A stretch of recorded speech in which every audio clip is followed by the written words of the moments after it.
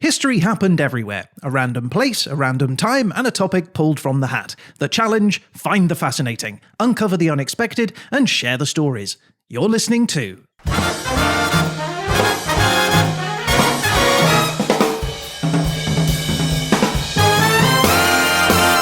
History Happened Everywhere.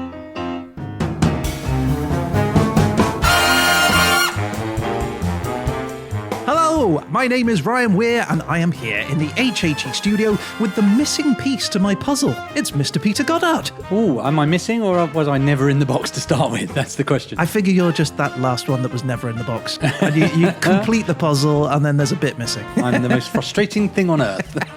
Yeah, but then I find you a year later hidden behind like the sofa cushion or something. Take me to a charity shop immediately.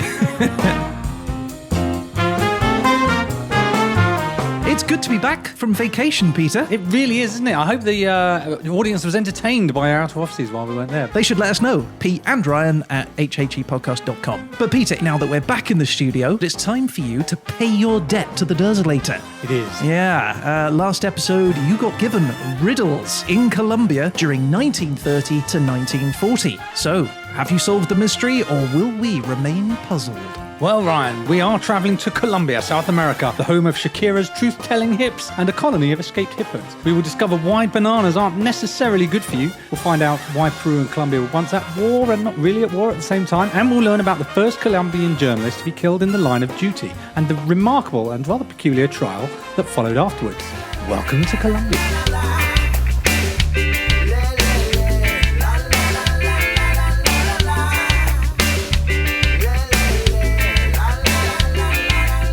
So, Ryan, we are going to the Republic of Colombia. Where do you think Colombia comes from?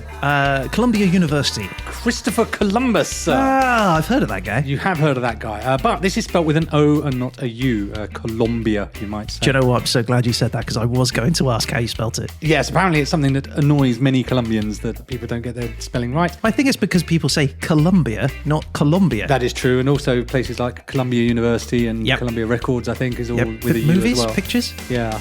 So, yeah, you can see where it comes from, but no, it's an O and not a U, everyone, if you're going to do this. We're in South America. It's just underneath Panama, the little thin bit that joins Central America onto South America. It's the top country, more or less, the top left of South America, northwest. That's easy to find, then. Very easy to find. It's where Central America attaches to South America. Just follow the thread, basically, and you'll find yourself in Colombia. And that means it's got coasts on the South Pacific and the Caribbean on either side of that little strip of land. Sounds pretty pleasant, to be honest with you. It's pretty big, this country. 1,138,000 square kilometres, or 439,000 square miles. Okay, that sounds pretty big. Well, you probably want to know what that is in francs. I mean, certainly, that is the currency we use. That is 2 francs. Just 2? Just 2, but that's still pretty big. France is no slouch when it comes to size. Really? Wow, okay. I just think South America, I think everything is like 800 francs or Well, something. it is next door to Brazil, which is 10 times the size of Colombia. So, right. Yes, it is surrounded by much bigger neighbours, in fairness. So it does come across a little bit smaller than you expect, perhaps. Population is 51 million people, which is 16 million less than France. So, once again, we've got a country with a lot of space. It's a lot of people. A lot of people and a lot of space. There's a lot to offer Colombia. I'd quite like to visit after. Flag-wise, it's horizontal yellow, blue and red stripes. So the yellow band is the top half and the bottom half is separated into blue and red. Oh, well, that's unusual, isn't it? Yes, it is very unusual. You're normally 3 in equal parts. Equal parts, It's half and quarter. Is there like a little logo or shield or something in that flag as well? There were a number of flags in the area that all have that sort of base, if you will. The yellow, blue, red base colours and stripes. Yeah. Because it's really similar to the flag of Ecuador, very similar to the flag of Venezuela. Okay. And that is all because they actually emerged from a common country. And we'll find out a little bit about that later. I'm sure you're dying to hear the national anthem. It's what I live for. So stand up, salute, put your hand on your heart, or whatever people do in Colombia to the national anthem, and here it is. Got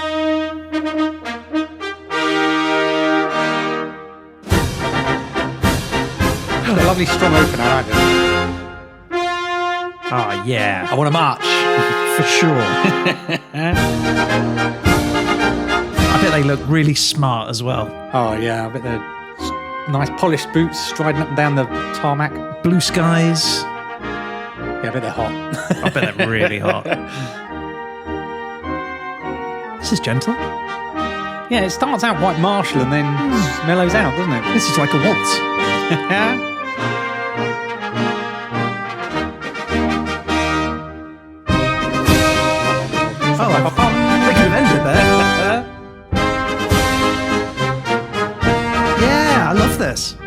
good, isn't it? I'd like to be awarded a medal whilst listening to this tune. Ta-da! Yeah! That's a cracker, isn't it? That is really good. I'm loving that a lot. The official name is Himno Nacional de la República de Colombia. Very good. Which translates as the National Anthem for the Republic of Colombia. That's its official name.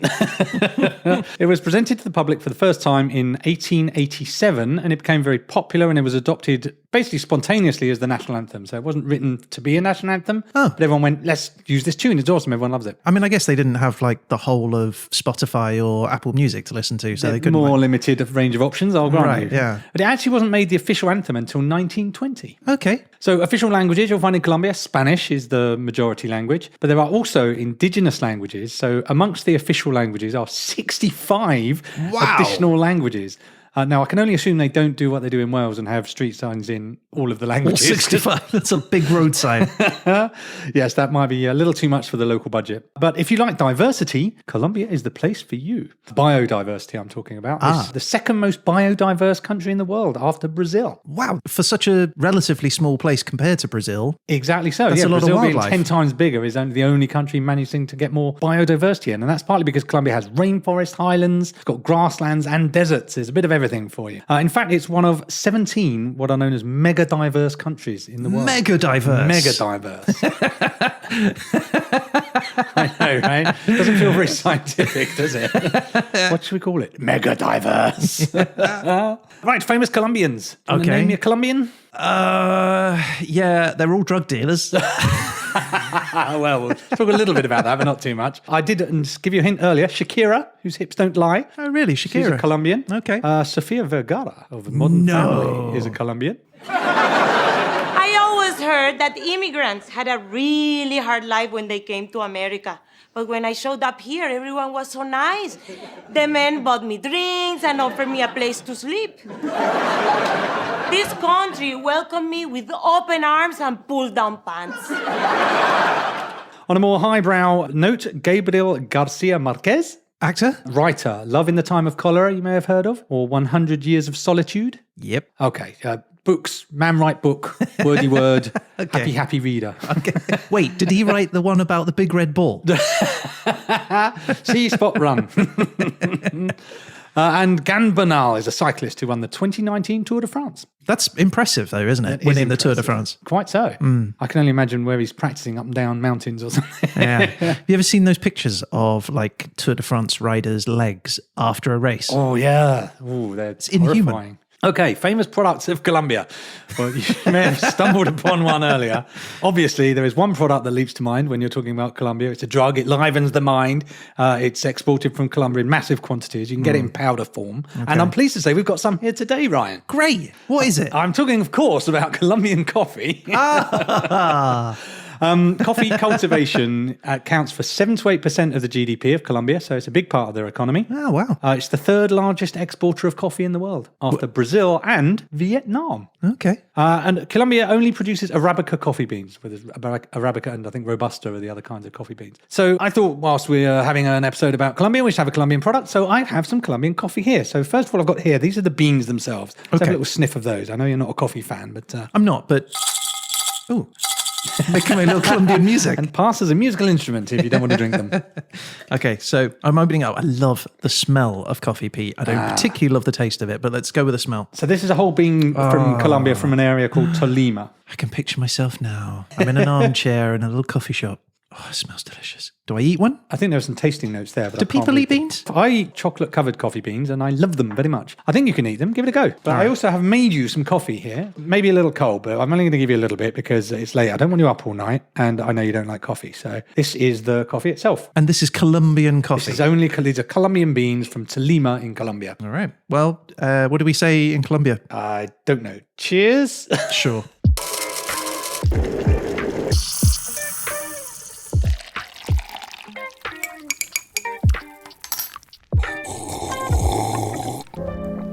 Oh, the face says, I don't like coffee. I love coffee. It's so nice. So I do like coffee. It's quite mellow, I think, and relatively delicious.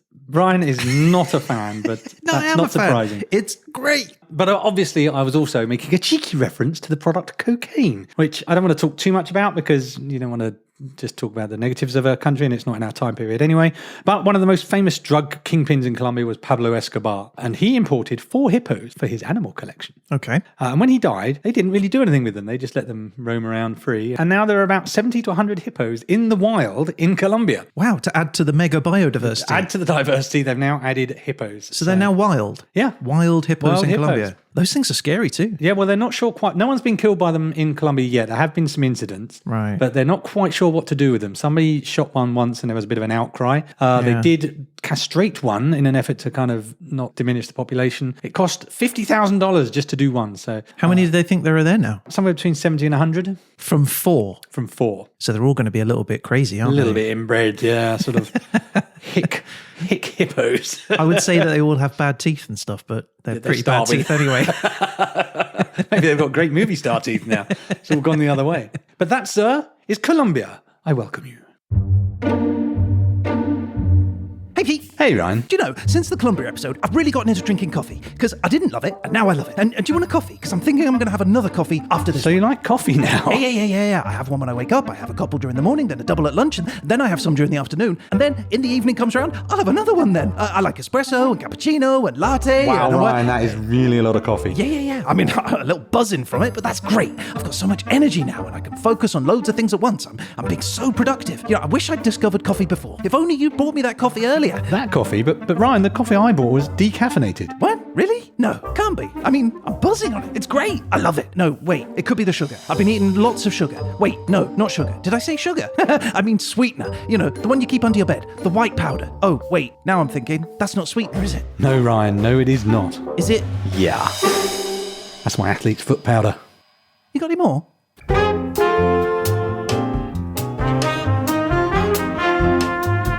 The history of Colombia. 18,000 BCE to 8,000 BCE to get the earliest signs of human habitation. You could call them.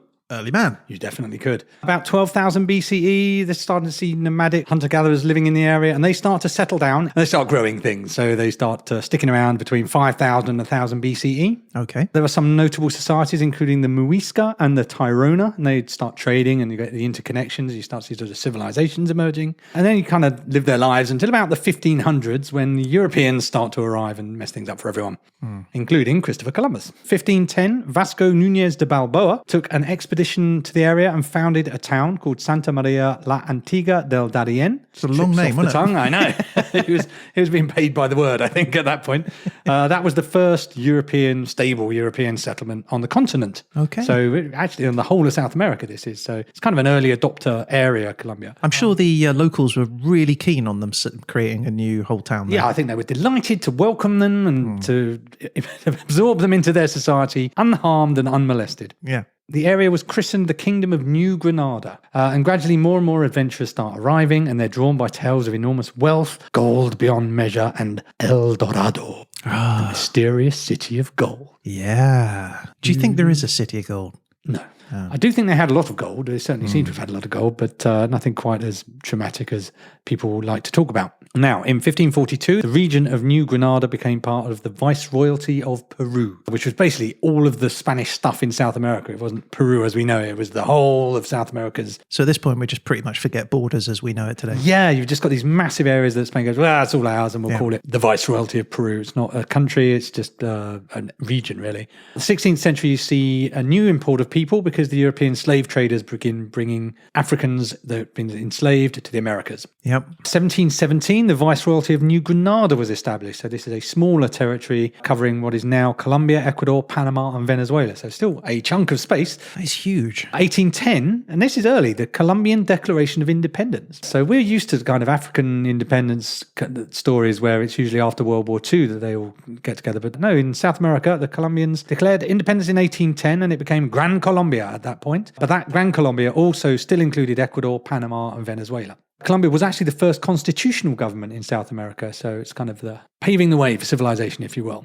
Seems quite forward-thinking. It was. Unfortunately, Gran Colombia didn't last hugely long. About 20 years later, 1831, Gran Colombia was dissolved because of tensions in the region. And then you do see the countries that we know today coming together. You've got Colombia, then it breaks away from Ecuador and Venezuela, which become their own places. But Panama is still with Colombia at this point. And in the Colombia, starting more or less now, is there are two main political parties, the Conservatives and the Liberals. And they are at loggerheads, and actually they descend into civil war, actual fighting death civil war, in a war called the 1,000 Days War. And that ends with the Conservatives in charge. But actually, we're going to meet the Liberals and Conservatives later. They were founded in 1848-49, respectively, are the oldest surviving political parties in the Americas. In the Americas? In the Americas. Interesting though, isn't it? It is interesting. Liberals and Conservatives. I know.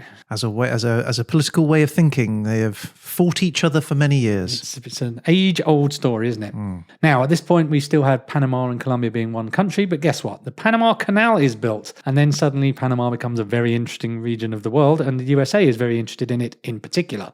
And why is that? What does the Panama Canal do? The Panama Canal joins the Caribbean to the Pacific Ocean. It's a shortcut through the Americas, basically. Oh, so you don't have to go all the way around. You don't have to go all South the way America. around. Super valuable bit of territory. And there's a rebellion by Panamanian nationalists in 1903. And the Colombians want to put it down. But the US, who administer the railroad in Panama, just take all the trains off service. So the Colombian troops can't get there to stop the insurrection.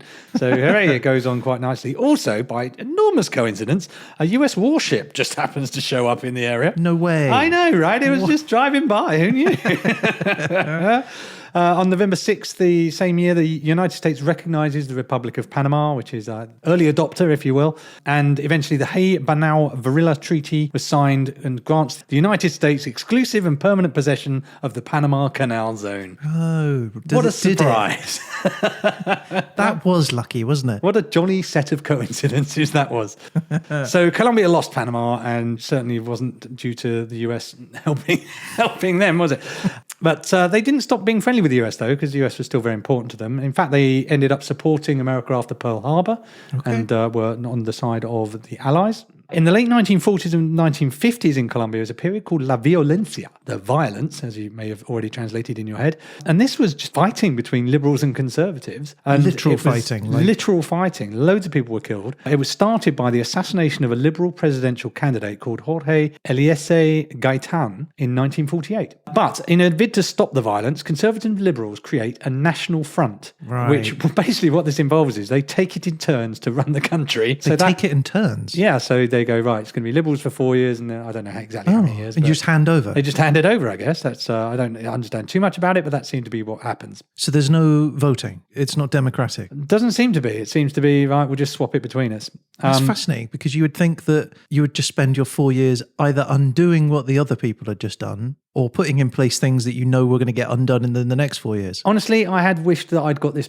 period because I'd really like to know more about it, and I wanted to dig into it, but I had a task on my hands. You certainly did. But interestingly, this did end the violence, but it also started other problems. So now you see the rise of rebels on the left and the right wing who have now been locked out of government completely. So yeah, they were the dominant parties, but now they're like, well, we got no hope, have we? So they take to violent insurrection. So you may have heard of FARC. Nope. That's a terrorist / freedom fighting organization. The ELN and M19 were notable guerrilla groups in this period. And then there's low-level guerrilla fighting really for the rest of Colombia's history from the 1960s right into the 2016, in fact. What? For real? Yeah. As recent as that? Yeah. So in 2016, the government reached a peace with FARC that brings an end to 50 years of this ongoing fighting. There's a bit of a false start, but eventually there is some form of peace. And then most recently, on the 19th of June 2022, there was a vote and there was a win for a new president, Gustavo Petro, who was actually a former guerrilla. He was a member of M19. He took 50%, just over 50% of the vote. And his presidency, I can give you the full extent of his presidency on Wikipedia at the moment. It says, Petro was sworn in on 7th of August 2022. That's the day before yesterday. So he hasn't done much yet. We're holding out a lot of hope. He has promised to tackle Colombia's inequalities and boost spending on anti-poverty and invest in rural areas. Let's see what he can do. He's only 3 days in. So I don't feel like he's done enough yet. Get him out.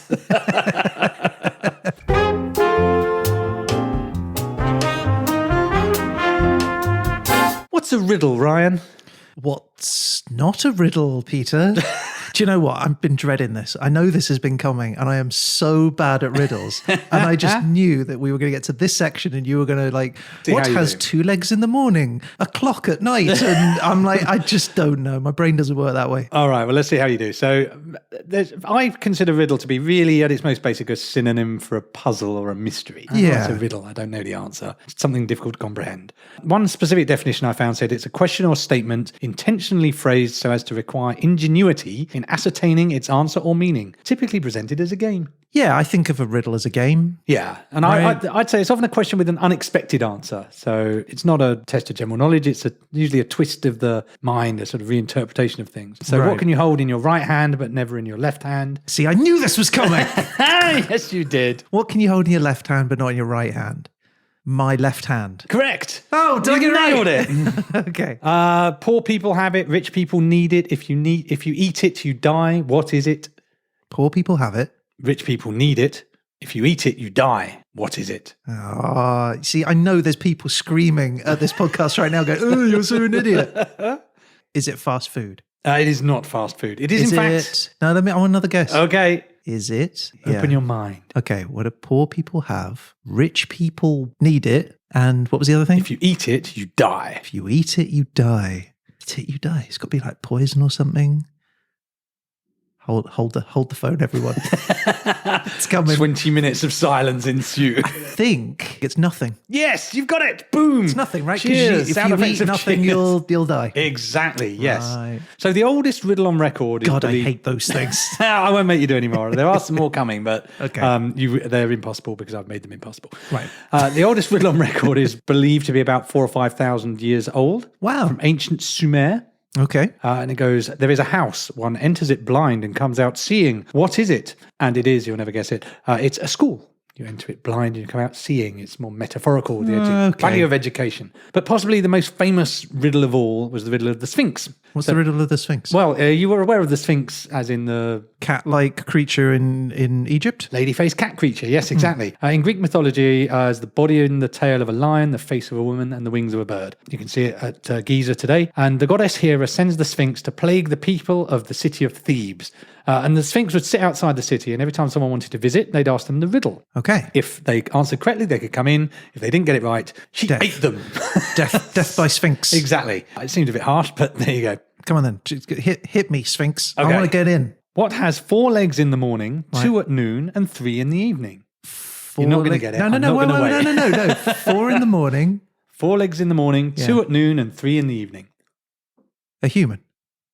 You have 4 legs because you're crawling as a baby. 2 is like during the middle of your life is you're walking on 2 legs. And 3 would be a cane. Exactly correct. You, sir, are much like a hero called Oedipus, who came along, gave it the answer. I know. Hopefully the only other...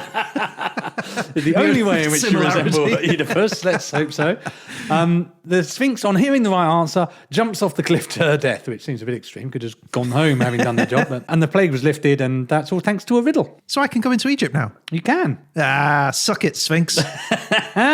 So this is the topic, riddles. And I am not going to ask you loads and loads of riddles that I found from 1930 to 1940 in Colombia, because there aren't the things that I could find to do that. But what I will do is phrase some items of history in the form of riddle. But as a slight aside, there are other forms of riddle. A riddle is actually a very large sieve. You use it to separate soil or compost from vegetables, which is also, I believe, where you also get the meaning of something being riddled with. So it had to be run through with, riddled with bullets, riddled with errors. No way. That's where that comes from. Yeah, so a riddle is a sort of big farming sieve. So it has like larger holes. Yeah, I guess in it's got slightly bigger holes. It's like a mesh on the bottom. It's not like a flour sifter. It's a bit more. I think I may have seen a riddle without actually knowing it was called a riddle. There you go. Now you know. That's a riddle. But yes, I'm definitely not going to do it about a very specific farm implement in 10 years in Colombia. So Ryan, I'm going to take you on a journey through history in the form of 3 riddles. And all you need to answer these riddles is an extremely in-depth knowledge of history between 1930 and 1940 in Colombia. So I hope you're prepared. Riddler. Batman. Where's the bombs, Riddler? Oh, I'll tell you, Batman, if you riddle me this. If you're in time... Wait. Shouldn't I have a riddle for you? What? You said, riddle me this, implying that I must have a riddle for you. but I don't have a riddle for you. What? No. I'm the riddler. I pose the riddles. Then why say, riddle me this? Because it sounds like I'm supposed to riddle you. Oh, come on. It's just an expression. It's not an expression. An expression is a frequently used word or phrase, like a penny saved is a penny earned. What? No. It's my expression. It's what I say. Whatever. Get on with it. Okay, here we go. If you're in time, you won't need a hand because... Clock tower. What? Clock tower is the answer. But I haven't finished yet. Is it clock tower? Well, yes, but... Gordon, the bomb's in the clock tower. But there's another bomb. Where is it? Well, here we go. To the left of a boat or an après-meal wine. Port! Gordon, there's another bomb at the port. Wait. Just hang on a second. Do you have any idea how long it takes to come up with these things? Give it up, Riddler. It's over. But there's another bomb. Is there? No. Then I have a riddle for you. My walls are bars, a lock, a key. The years slowly pass. What am I? It's where I'm taking you. Is it a zoo? Oh, I love the zoo. What? No. God, you're bad at this.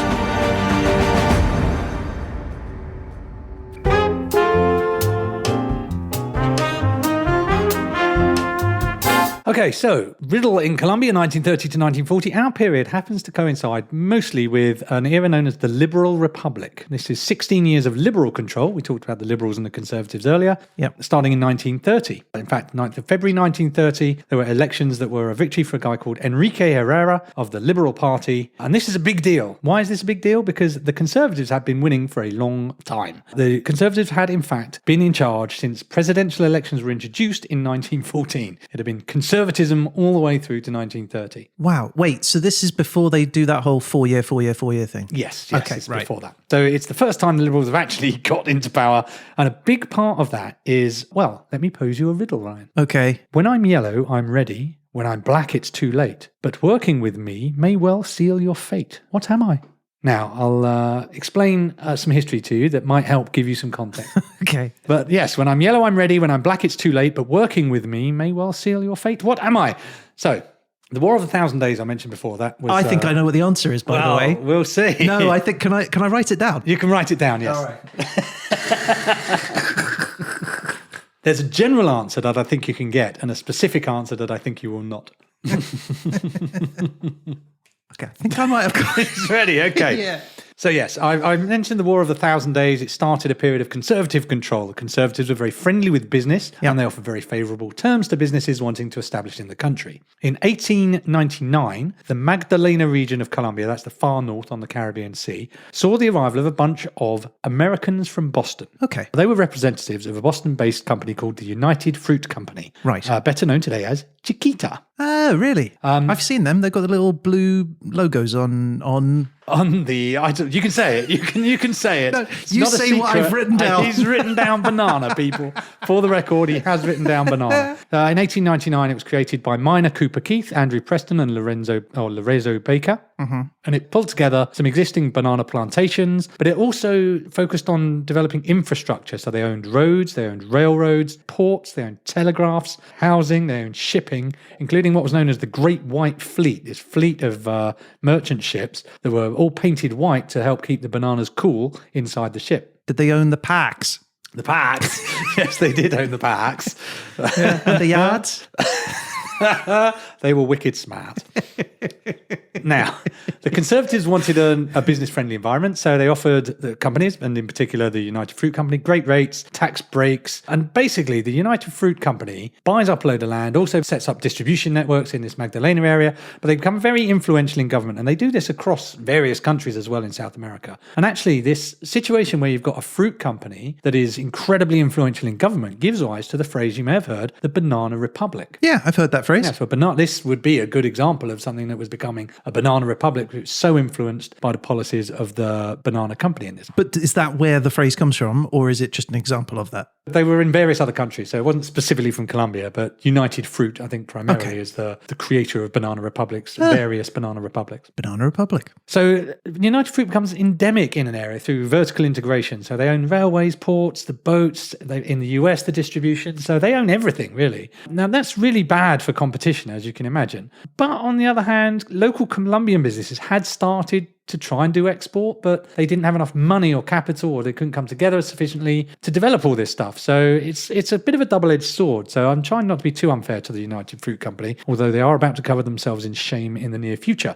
historically speaking. But it must be said, in fairness, when United Fruit arrived, the export market between 1900 and 1920 rises from 500,000 buckets of bananas, which I guess is the standard measure of bananas, to over 6 million. So 12-fold increase in export of bananas. That's a lot of bananas, isn't it? And that's good for your economy, right? So you can't say, it's very easy to say these are horrible people because of what we're about to discuss, but they did definitely develop the area. It makes me wonder how long you can transport a banana in those days. You were relatively limited, I think, and you had to get cracking once you chopped it off the tree in particular. Right, because these days I imagine that they are refrigerated almost instantly, and if not frozen and transported. But then you're talking about trains and boats and stuff. Which is why you needed so much infrastructure, because if you couldn't move them quickly enough, then you had a problem. Yeah. But obviously this was a problem because it was the only game in town. So that's going to lead to unsurprisingly, some problems with the local people. So Did they have the only skin in the game? hey, Did it have some appeal? Oh my Lord. So what United Fruit is after and achieves is a monopsony position. I think you're saying monopoly wrong. Yes, well, very similar actually. A monopoly is where there is only one seller of a product, and a monopsony is where there's only one buyer of a product. So if you are a farmer making or indeed growing bananas in the Magdalena region, there is only one person who will buy them from you. Do you know, I had no idea that was a word. No, neither did I. I thought monopoly covered both, but how fascinating. Okay. That doesn't sound good for somebody, though, like if there's only one buyer of something. No, not at all. It meant they could write contracts to their own specification, really, and the contract said things like this. As a producer, you can only sell your fruit to United Fruits. United Fruits don't have to buy your fruit. What? The very second you chop your bananas off the tree, they become the property of United Fruit. Fine. Except where there is any problem, even after it's gone all the way to America, in which case it's your fruit again. So it's not my property once I've cut it from the tree. Unless there's a problem, and then it's yours again. All the way up to America. All the way to the very end of the chain. So if the boat is delayed or something, yeah, and it arrives and everything your is... problem. Yeah, all those rotten bananas are yours again. Wow. Okay. So now you probably just want to sell the farm and get away from it all, don't you? Yeah, that's stupid. Yeah, well, your contract states that the buyer also has to become a United Fruit supplier. Wait, so if I have a farm and I want to sell to you, when you buy it, you have to sign to those people too? Yes. Well, you're not going to buy my farm, are you? Well, then you'll start being a United Fruit supplier, aren't you, my friend? I'm in a banana split. You are indeed. Sorry, I was just trying to get over that joke. And in fact, the United Fruit very much enjoyed being in this position, and they did things to maintain it as well. So they also did things like they staggered the contract. So all of the suppliers in an area, the growers in an area, their contracts would end at different times. So you never had a point where everyone was out of contract and could go, oh, hey, let's get together and sell our bananas somewhere else. So it was kind of a divide and rule kind of situation. They also were very strict enforcing the contract. So in a couple of instances, someone went, oh, I found someone else to buy my bananas at a better rate, at which point they went straight to the courts. It happened in both London and America, I think, where whole shitloads of bananas were then confiscated, saying that you can't legally have these bananas because these guys are under contract to United Fruits. Right. So they were supported by the British and the American courts in enforcing. And also financially, you might go to the bank for a loan to help develop your business. Yeah. Guess who owned the bank? Wait, no way. Yes, United Fruit also owned the bank. So that ties Do you know what? in. This is giving me serious anxiety, and I'm not even a banana farmer. Oh, that is awful. Options are limited in a monopsony position, it turns out. Although it must be said that the credit in the area was very hard to get. There weren't loads of banks trying to get in. So they did bring some capital availability to areas that perhaps didn't have it before. So again, there is an upside to this. It strikes me that when it's working well, it's probably fine. But like you say, if there's like a ship that goes down or is delayed or that's when it all goes against you, right? All on you, yes. Life was hard as a banana farmer. In fact, it was so hard that in 1928, there was a strike. In November 1928, 25,000 workers organised a strike against United Fruit. What do they want? Oh, the lazy layabouts. They only want to work for just 6 days a week. And they want to do 8 hours a day. When do they want it? Well, they want it as soon as possible. They want medical care, the scamps. What? I know. Medical care? And they also want to eliminate payment in scrips. What, like movie scripts? Yes, no, not quite. Scripts are like currency that you can only spend in the local shop. Which is run by UFC. Yes, it is. No way. There is, in They're fact, like vouchers. You get getting paid in vouchers. You're getting paid in book tokens, essentially, yes. You may have heard of the song 16 Tons. You load 16 tons, what do you get? Another day older and deeper in debt. Nope. St. Peter, don't you call me, 'cause I can't go. I owe my soul to the company store. Yeah, that bit sounds familiar. Yeah, that bit. That's about the company store. This is, I'm so in debt, and the place I buy things from is the same company that pays me, and so I can't afford to die and go to heaven or hell. Oh, right. Your soul is tied to the company. The company that's store. Amazing. Right? So that's... Oh, I hate this. I feel really claustrophobic. I mean, you are very much stuck as a banana farmer in 1928, and striking is about all you got left as a recourse, isn't it? However, we did mention that the Conservatives are in power, business friendly. They don't want the United Fruit Company to be upset by these agitating communists, as everyone got labelled back in those days. So they send 300 soldiers under General Cortes Vargas from Antioquia to Magdalena. To sit down and have a friendly conversation. A chat with rifles, yes. They didn't involve any soldiers from the Magdalena area because they were worried they'd be related to the plantation workers and wouldn't be able to do what was necessary, in inverted commas. So the troops get there, and it's a Sunday afternoon, and they set up their machine guns, basically, on the roofs around the main square. And the square fills up with people who are coming after Sunday Mass to hear an address from the governor, apparently. This is a crowd including families and children. So the army says, we don't want this crowd. They're nervous about crowds in general, I guess. And they offer a 5-minute warning that people should leave, which I guess isn't long enough because they then open fire into the crowd. Oh, my God. So, as ever with these events, reports vary massively in terms of the number of people killed, but the very smallest number acknowledged even by the people involved is that 47 people were killed. The highest or the higher end of the estimates are 2,000 people killed. So 2,000 people. Even if it is lowest, that is a massacre of workers by the Conservative government. Unarmed people that have come straight from mass. Yeah. Was it in the contract they had to pay for the bullets? That wouldn't surprise me one bit if they somehow ended up having to foot the bill for their own funerals. But this was a result of the Conservative government's attitude to business and actually turned people very much off the Conservative government. And as I mentioned at the start, this was the first time Liberals in 1930 came to power. So this event in 1928 is seen as a very important milestone to the actual arrival of the Liberals in power 2 years later in 1930. Well, that's depressing. It is, but on the plus side, it was the trigger to an acceptance that actually this wasn't okay. It wasn't just considered to be a thing that was part of life. And it did result in the Liberals coming to power and they had a bit more of a reforming agenda. There's also a fictional version of the event. If you do read Gabriel Garcia Marquez's 100 Years of Solitude, you'll see an event very similar to that depicted in the novel. So I reiterate our riddle, sir. When I'm yellow, I'm ready. When I'm black, it's too late. But working with me may well seal your fate. What am I? A contract with the United Fruit Company. Yes, a banana produced by a farmer working for United Fruit Company. That, sir, is your first riddle. They should work for the man from Del Monte because he'll give you anything. He'd just say yes. He's famously easygoing fellow. He's like, guys, can we do anything about these contracts? Because I just have agreed to everything. Yes, if they'd have sent in the Colombian military, it would have had a very different answer than Del Monte man.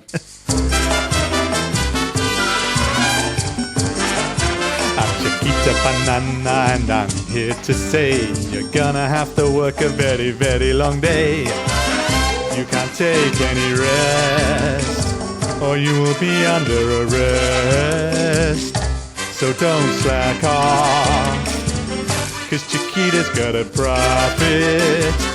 With Chiquita, it's a very good day to grow bananas. Or else.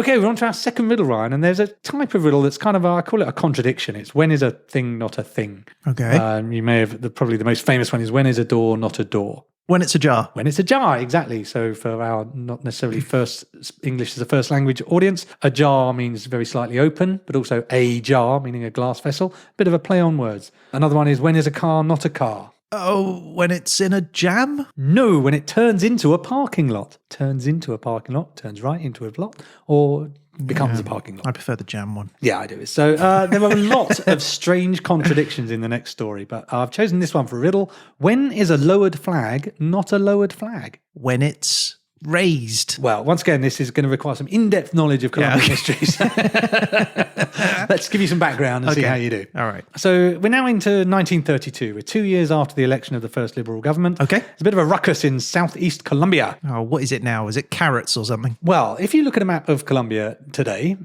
you will see on the southern border, it wiggles along the river Putumayo, and then it hits a point where suddenly it goes, oh, I'm going to take a very ruler-sharp straight line southwest. What the river does? The border. Ah, right. So it goes away from the river, suddenly just cuts down until it joins up with the Amazon River, then it whittles along the Amazon River, and then it cuts back up again in what is essentially a chunk of what looks like it could easily be Peru. Oh. There's an area known as the Amazon Trapeze, and it gives Colombia a bit of access to the Amazon River, which is an important thoroughfare, especially in the days before roads were that common. Okay, seems fair. So this was given originally to Colombia under a treaty called the Salomon-Lozano Treaty, which was signed in July 1922. So I mentioned that it looks like a chunk of Peru.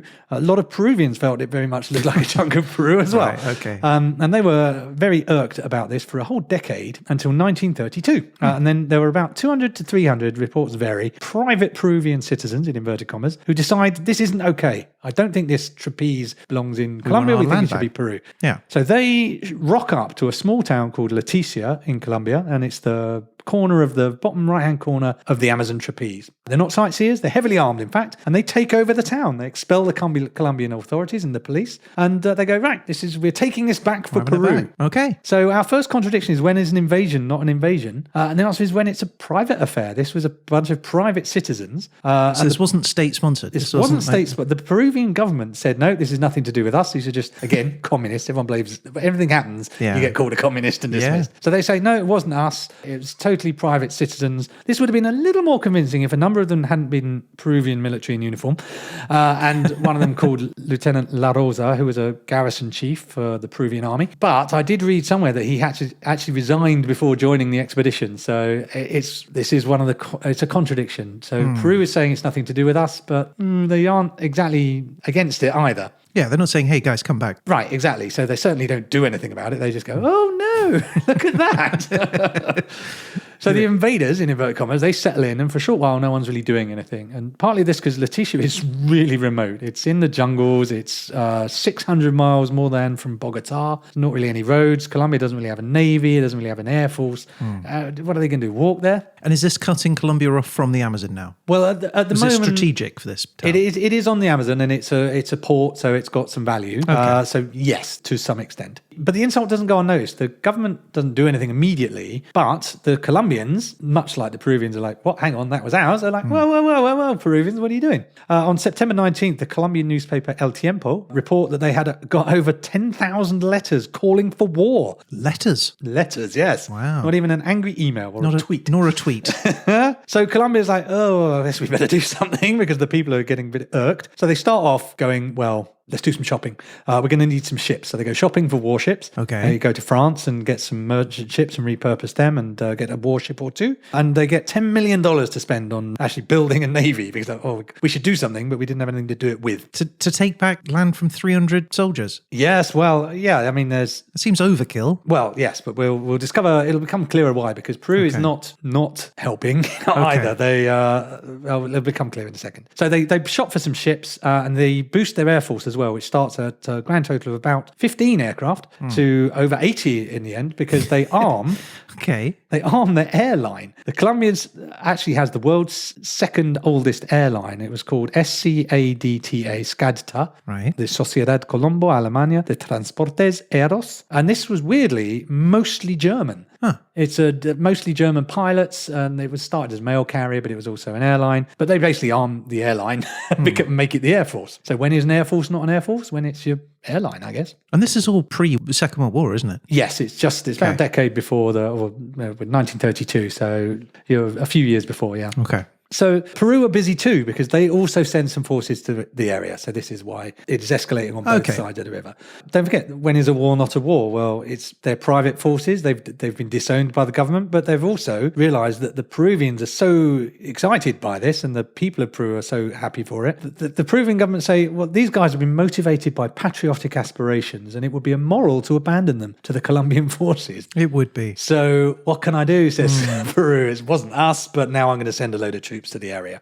But whilst they're talking about contradiction, Peru not only say this is not us, this is just a private business, but also we're going to prep a load of troops and send them to the area. They also ask Colombia to go to international arbitration, to which Colombia say, you said it was a private thing and nothing to do with you. Therefore, it's not an international incident. Therefore, there's nothing to arbitrate. Pick a side, right? So the Peruvians are like, oh, yeah, okay, fair enough. So it takes a bit of time. Everyone takes a while to prepare, but eventually a little bit of argy-bargy kicks off. A force of about 1,000 Colombian troops set out in boats. They have to actually drive all the way around the coast, so all the way around the east, down around Brazil, basically, and up the Amazon through Brazil to get to the area they want to be. Well, yeah, I guess there's no other way to get a boat there. Yeah, exactly. And they get to Leticia, and Colombia thinks, I want to attack Leticia, but I can't. And the reason they can't is Leticia's right on the river. Yeah. And the river is the border, which means there's half of the river, which is Colombian, and the other half of the river is Brazil. So they are scared to attack Leticia from the river in case they drift into the Brazilian side of the river, and it becomes an international problem because they've attacked from a foreign country. So they go, this is a bit awkward. So as it happens, troops and people have also taken another town further up river, more into Colombian territory. Yeah. So they go, well, let's leave Leticia alone and we'll drive up to a town on the Putumayo River called Tarapacá. Okay. So this has also been occupied by Peruvians. And so they go, right, we can attack that. There's no border. It's just smack in what we consider to be Colombia. So on February the 14th and 15th, the Colombian forces attack the town of Tarapacá. Right. This is how the battle arrayed beforehand. On the Colombian side, you had about 1,000 men, you had some warships, you had some seaplanes. And on the Peruvian side, you had about 100 guys. 100? About 100 guys. So Okay. astonishingly, the Peruvians held out for a while. There were 17 Colombian casualties. None of the Peruvians are harmed. Wait, so the Peruvian government didn't support them then? Didn't send anyone to help?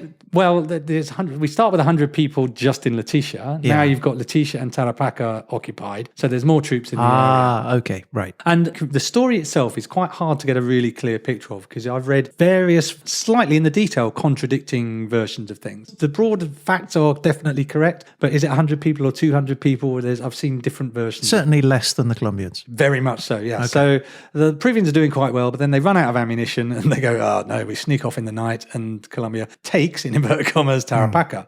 So next, the Colombians move on to a Peruvian stronghold, a place called HHE, which on March 27th, 1933, they attack. And again, it's a skirmish. Like tens of people are harmed, not hundreds. Okay. And now things look like they're about to escalate, though. There's 1,000 people here. The Peruvians are sending troops up. Things are about to get a bit tastier. But then the Colombians have a massive stroke of luck. On the 30th of April, 1933, the Peruvian president, a guy called Sanchez, was shot. He was assassinated. And his successor, a guy called Oscar Benavides, was not at all keen on the war. He was actually a friend, apparently, of the Colombian president. And he goes, let's not do this. He says, let's turn the problem over to the League of Nations, the kind of precursor to the United Nations, and let them sort it out for us. Oh. So the fighting stops. Okay. It gets turned over to the League of Nations. And then what the League decides is for a while they're sorting it out, the League of Nations takes control of the area. And in practice, what that means is the Colombian troops are still in the area, but they're now commanded by the League of Nations and not Colombia. Okay.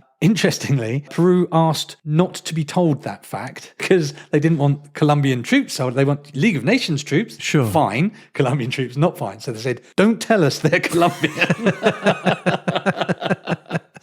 Again, it's Wow. all these weird contradictions in this particular conflict. So they both handed it over to the League of Nations to make a decision. Yeah, Okay. and so they have a bunch of negotiations, and the disputed area is eventually declared to be part of Colombia. The Salamanca-Lozano Treaty borders were confirmed, and they remain in force. the rumours of the League of Nations lunches having many bananas Yes, were Banana unfounded. splits, Captain.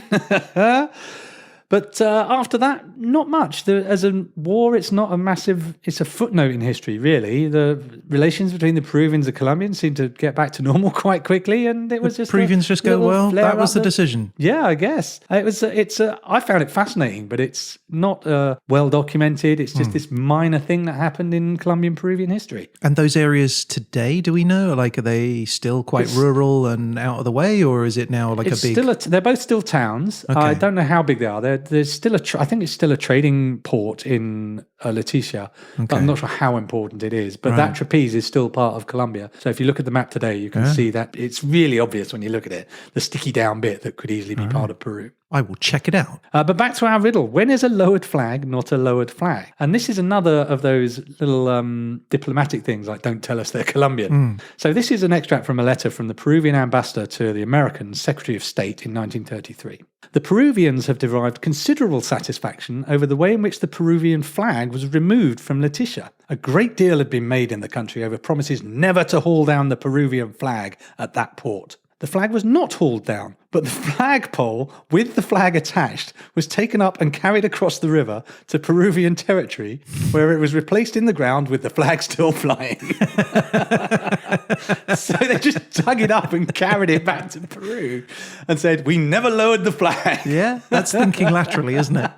And that is when a lowered flag is not a lowered flag. That's brilliant. I love that. That's great. There you go. That is your second riddle. You did well there. I know you would. There was no way of you getting that one. So I think No, it was unlikely.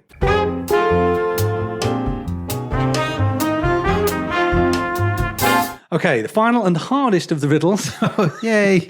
What can be defended when offended with a man dead? Sorry. What can be defended When offended when offended with a man dead. with a man dead? I'm not going to know, so No, you are I'm going to let you reveal the answer. Right, let me introduce you to a newspaper in a town called Manizales, which is called La Voz de Caldas, which is the Caldas region of Colombia. This is a newspaper that had been going for about 13 years, and it was founded by a man called Eudoro Galarza Ossa. He was a journalist. Now, on the 10th of October, 1938, the newspaper published a story of rather bad behavior by a military officer who had basically assaulted one of his men. The story goes, the official, Mr. Jesus Maria Cortez, slapped the soldier, Mr. Roberto Restrepo, and then throwing him from the first floor of the barracks to the patio, the soldier suffered serious blows. So Restrepo gets assaulted by this officer Cortez. My goodness. Bad news, right? That's news, though. You'd see that in the paper. You wouldn't be surprised. Well, in response, Mr. Jesus Maria Cortez shows up at the offices of the newspaper.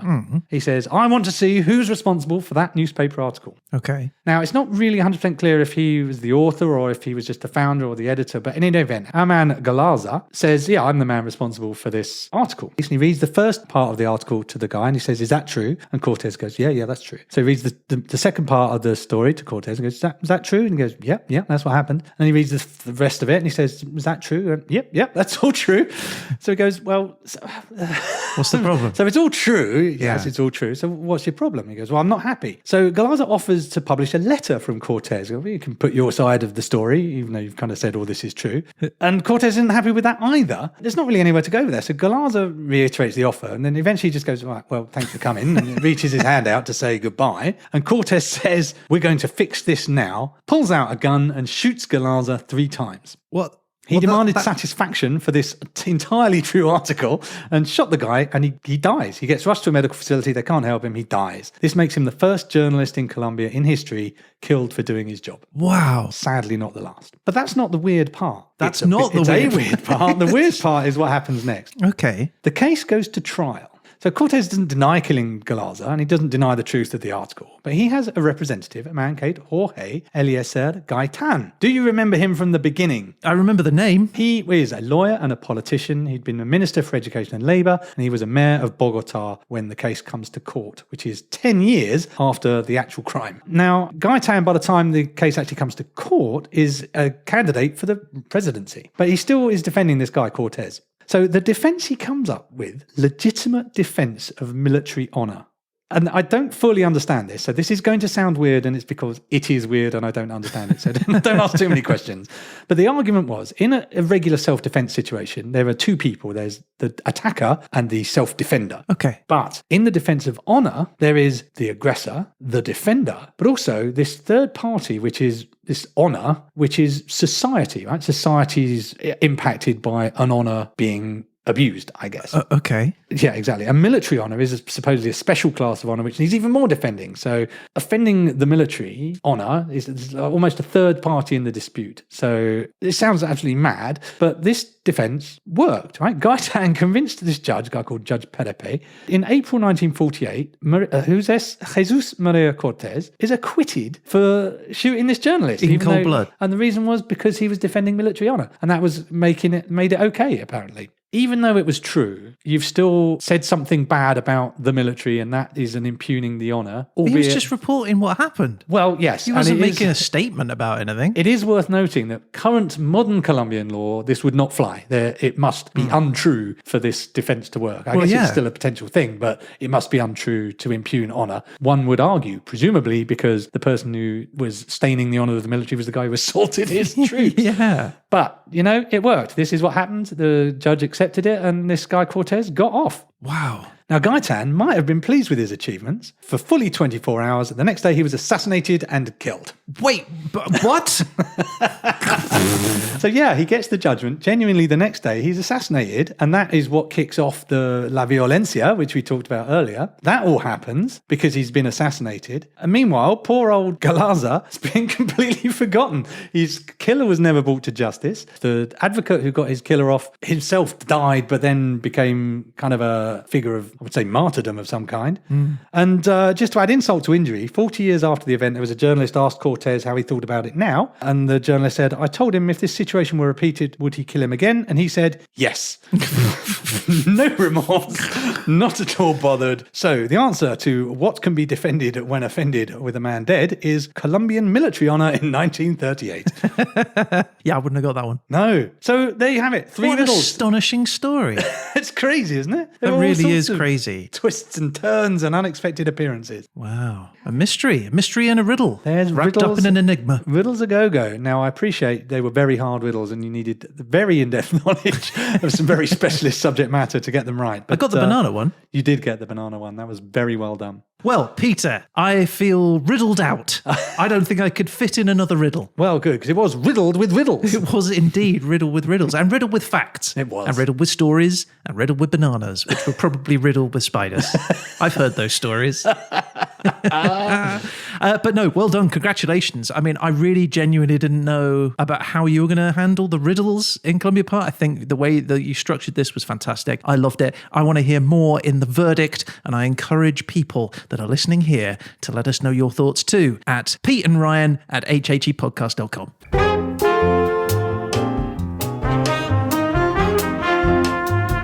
And so, you have successfully fulfilled your mission, Peter. It is now my turn. I love this bit. It makes me so riddled with anticipation. All right, shall I wheel out the Derzelation? Crank it out. Crank her up. All right, here we go. Here it is. Shall I switch it on? Okay, right, Peter, when you're ready. I'm ready. Your country is... Burkina Faso. Burkina Faso. Burkina Faso. Okay, sure. Exactly. I'm trying to work out geographically where that is, but I'm it's with fine. you. We'll find out. Yeah. Your time period, sir, is... It's a long, long time ago. Oh, really? Yeah. The time is a long, long time Time ago. is a long, long time ago. Okay, well, that's kind of cool. That gives you a little bit of flex, I would say. I like that, yeah. The beginning of this podcast feels like a long, long time Yeah. ago. Okay, and I guess I need a topic. And your topic is... Yeah. Fear. Fear. Fear, I like that one. That's Oh, good. that's great. So it's fear in Burkina Faso a long, long time ago. Well, there you go. That's what the next episode will be. I'm on it.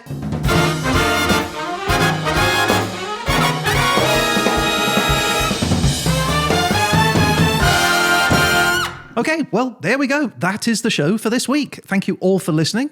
If you'd like to get in touch about any of the things that we've talked about on this show, or just to say hello, you can reach out to us through our website at HHEpodcast.com, or you can email us at peteandryan@HHEpodcast.com. We love it when you talk to us, and you never know, you might end up featured on a future show. That's right. And if you're on TikTok, Instagram, Facebook, or Twitter, you can find us at HHE Podcast. And if you subscribe to those, you're going to get an alert every time we post one of our little 1-minute animated bites. So we're going to be back again soon with The Verdict. But until then, a riddleific thank you to you, Peter. When is a thank you not a thank? Oh no, forget it. Thanks, Ryan. And that is it. I guess all that's left to say is... You've been listening to...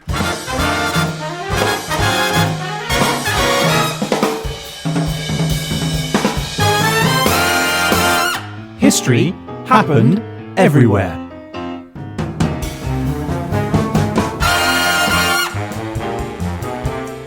Hey, Ryan. Hey, Pete. I was thinking we should do a competition for listeners where if they solve a riddle we put to them, they might win a t-shirt. Well, that's a great idea. Okay, so I've got a riddle. The riddle goes, what gets wetter the longer it's out in the sun? Oh, ice. Well, yes, but now we obviously can't use that one because you just said the answer. Oh, yeah. Sorry. Yes, of course. Not a problem. I've got another one. So the riddle is, what can everyone open but nobody close? An egg? And also apparently your mouth, Ryan. The competition. Yep, sorry. It's not a problem. I've got another one, but I'm just going to switch your mic off. Wait, what? Now, everyone at home, if you want the chance to win a t-shirt, email your answer to riddle@HHEpodcast.com by the 1st of September 2022. And if you get the answer right, we'll put your name into a draw for a t-shirt. So, the riddle is, I have no wallet, but I pay my way. I travel the world, but in the corner I stay. What am I? That's it. Send your answers to riddle@HHEpodcast.com by the 1st of September. And good luck, everyone.